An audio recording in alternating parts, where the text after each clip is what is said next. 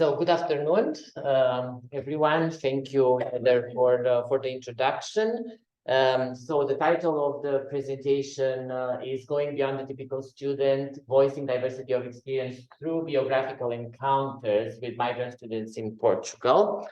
And first, I think it is important to set a little bit the scene regarding international student migration. Here also to mention that I'm using migration and not mobility on purpose, because in my research, in this particular research that I'm presenting today, I understand international students as migrants, because I'm not talking about credit mobility, I'm talking about degree mobility. So full-time degree-seeking students who, by all means, are framed and understood as migrants from the perspective of the host country. And in this case, the host country, it is Portugal. So approaches to migrant student trajectories and experiences have been evolving, of course, moving beyond approaches that tended to reduce the international student to a single entity and category. Here it is important to mention that there has been some progress in the field. And this emerging research indicates that international student mobility cannot be satisfactorily explained through this simple causality of neoliberal macroeconomic push and pull, so-called push and pull mechanism. So like people coming from the developing to the so-called developed world, but we need more refined theoretical and empirical approaches in order to account for the complex specialities, temporalities, mobilities, even structures of feeling that underpin these cross-border movements. So despite this growing attention towards a more nuanced interplay between structure and agency, unfortunately, much of the research still considers migration processes in a mechanistic way, this cause and effect and these push and pull factors. Migration motivations, I argue that they should be addressed in the broader context of international students' life trajectories. They cannot be explained only by economic reasons or by a list of causative factors. So this echoes Carlson's view on the conventional theoretical approaches to migration that, according to him, remain somewhat unsatisfying. And also Sheila's Trahar's view on these stories that people tell us that do not always adjust our existing theoretical labels and how we deal with this. So therefore, our approach in this research is guided by Carlson, and rather than asking why students migrate, I'm asking how students migrate. And you will see that this very apparently simple switch of the research question brings a very, very, very big change throughout the research, in the methods, in the way I see international and migrant students, and I listen to their experiences. So regarding the methodological assumptions of this study, I believe that the analysis of student migration trajectories should be grounded in students' narratives and oral histories. So the topic of the session today on voice, how we take into consideration the voices of the students, the chronological aspects embedded in the stories, the way migration is being configured and reconfigured in time. I also conceptualize migrant students beyond this student life cycle. So they are not only students, they are brothers, they are mothers, they are fathers, they are friends, they are professionals. So in order to consider their multiple hybrid and changing identities well beyond their student identity, and also acknowledging that very often migrant students may not be fully aware of their ongoing experiences and learning processes. Also linking a little bit with Kalyani's keynote on learning that emerges or should emerge more from internationalization processes, that very often we cannot, as research participants, provide insights about the process that we don't know ourselves. So the importance of growing meaning rather than collecting it. So here, instead of talking about data collection, I talk about data construction. So building this meaning together with the students and together with the research participants. So the methodological approach is based on narrative inquiry, data co-construction, because it is an interactional accomplishment. These biographical encounters that I speak about, it's very difficult to explain this in detail in 15 minutes, but luckily we have the book, and if you go and read my chapter, it is explained there in much more detail. But the idea is that I reject the term interview, because I believe interviews have, again, certain epistemological assumptions that are not consistent with the way I'm working with the students. So I call these biographical encounters for this reason, because it is not a process of collecting information, collecting data, but we are building the data, we are building meaning together throughout these biographical encounters. And I have worked with 12 research participants during this study. Then there is an interpretation that is made of these stories, these interactional accomplishments, and here I identify a set of migratory profiles and their vocabularies of motive.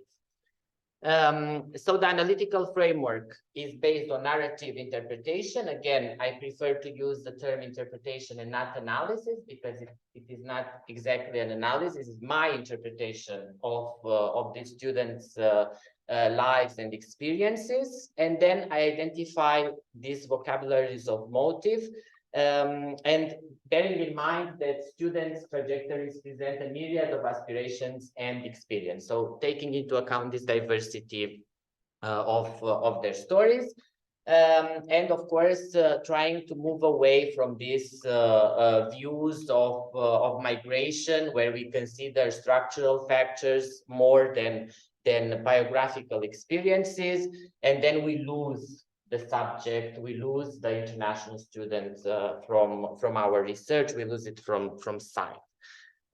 So I will present you 3 such so-called migratory profiles as an example, as an illustration, and then again invite you to read the chapter if you want to know more.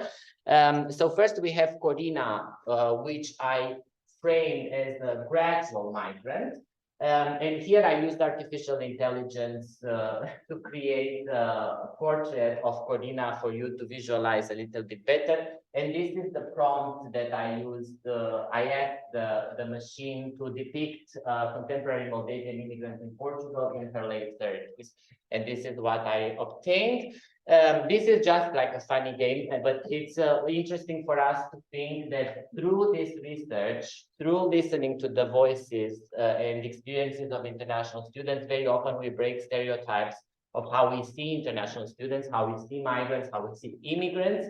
And AI can very often reproduce this stereotype. So it is interesting, when I first made the prompt for this, I asked just depict a Moldavian immigrant in Portugal, and I got this very ethnicized picture of a Moldavian person, or what the AI thought was a Moldavian person in the 18th century or something like that. It looked very funny, not at all like my research participant. This could be similar to the real Corina. And then I had to add a contemporary migrant, and then it got better. So Corina is in her late 30s from Moldova, and after studying in Romania, she returned to her home country, where she intended to settle and work as a Romanian language teacher. Her husband, who had previously migrated to Portugal, asked her to join him for a visit. So she was expecting to keep these sojourns in Portugal limited to just short visits. But Corina ended up engaging in longer stays, which eventually became permanent. So in this case, the idea of migration actually emerged gradually, and to some extent took by surprise Corina herself, who never planned to become a migrant in Portugal. So Corina only became an international student years after arriving in Portugal, when she enrolled in this master's degree, and she experienced also downward social mobility as a direct result of migration when she worked as a housekeeper. So she tells me that I worked as a housekeeper during 2 years in the house of a lady with whom I got along very well. And she used to tell me, you can study, you can do something else. But at that time, I did not know yet that I would end up staying here in Portugal. So here is very interesting account to think about how this connection between migration and education can happen, and how we can become students after being migrants and not necessarily becoming migrants thanks to education. Brenda is again the AI got a very stereotypical view of a white young woman, privileged white young woman from the United States. It looks very different from my Brenda. Brenda is in her 20s and originally from the US. She had several international experiences. She speaks German fluently. She worked in an international office at the university in Germany, and then she was triggered by a certain wanderlust or travel bug that she regards as natural and somehow inevitable. She decided to travel to Portugal basically like a backpacker. She didn't have any concrete objectives, educational objectives she didn't have at all, but even life objectives when she decided to migrate. So she embraces serendipity rather than this detailed planning and carefully thinking through her own migration process. So here it's a very, very telling account that she shared with me. I was on an online dating site, and I started talking to a Portuguese guy and eventually ended up going to visit him. I went back to visit a few times, and I really fell in love with Portugal. After almost 2 years in Germany, I decided to move on with my life and do something, but I didn't know exactly what to do. So I decided to go to Portugal, not really for a good reason. With the guy whom I met online, our connection was kind of ending, so I wasn't moving here for him. So this is, again, very, very telling on the way we see migration in general as a very well-crafted objective. You know, I'm going to go there and I'm going to improve my life prospect, or I'm going to move because I fell in love with the guy, which is, again, not the case here. We might think about this migration trigger initially, but then we see that it was not the case of Brenda. So it's a very interesting migration so-called profile, as I call it, the incidental migrant. And we finally have Lina, where again the AI was very, very stereotyped, and I told it to depict a transgender woman from Laos in her mid-30s who comes from a poor family and is now studying for a PhD in sociology in Portugal with a European scholarship. And for some reason, the AI placed Lina in some form of a jungle. And not in Portugal like it did with Corina, and she doesn't look like a PhD scholar to me.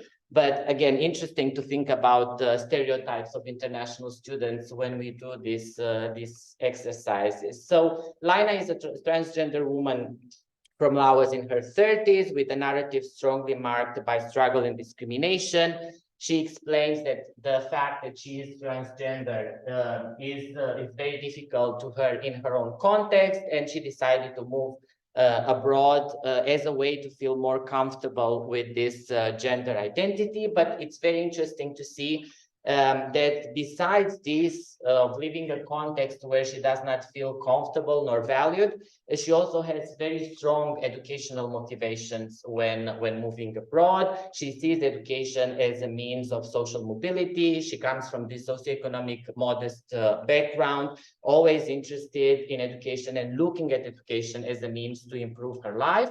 And she has also this view, let's say more typical view that international students sometimes bring, that education in her country is not of good quality, and she will seek that quality abroad, and namely in Europe. These are the profiles that I created for 1 minute. I will take 3 more, sorry for that. The profiles I created for the 12 students that, again, I could not develop further here, but now you have a glimpse of how this looks. So then let's discuss very quickly what this means today. This challenges the idea of the student-migrant pattern and consider also trajectories of migrant to student. So challenging typical views of immigrants. Immigrants can also study. Immigrants can go to higher education. International students can also be, let's call, economic migrants at certain points in their life. They also can come to certain countries just because, not really for a good reason. So there is a lot of diversity in their trajectories.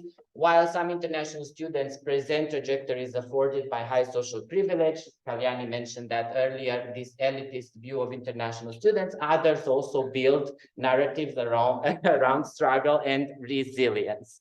Challenge the idea of migration again as a carefully planned and thought through endeavor. As shown in Corina's case, migration can actually be a process of becoming. You are becoming a migrant without realizing it yourself, or as an incidental and serendipitous event, not necessarily linked to an educational or professional objective. And here also be careful with this, the way we sometimes see typical students, and we expect our students to be in a certain way, but then if we listen to their voices and if we look closely to their narratives, we will see a rather different story. So I'm finalizing. Narratives will emerge naturally during in-depth interviews or biographical encounters if only researchers are prepared to hear them. So quite often when we collect data through less participatory instrument, we extract the information, we collect the information that we need, and then we silence our participants when they approach topics that are deemed beyond the scope of our research.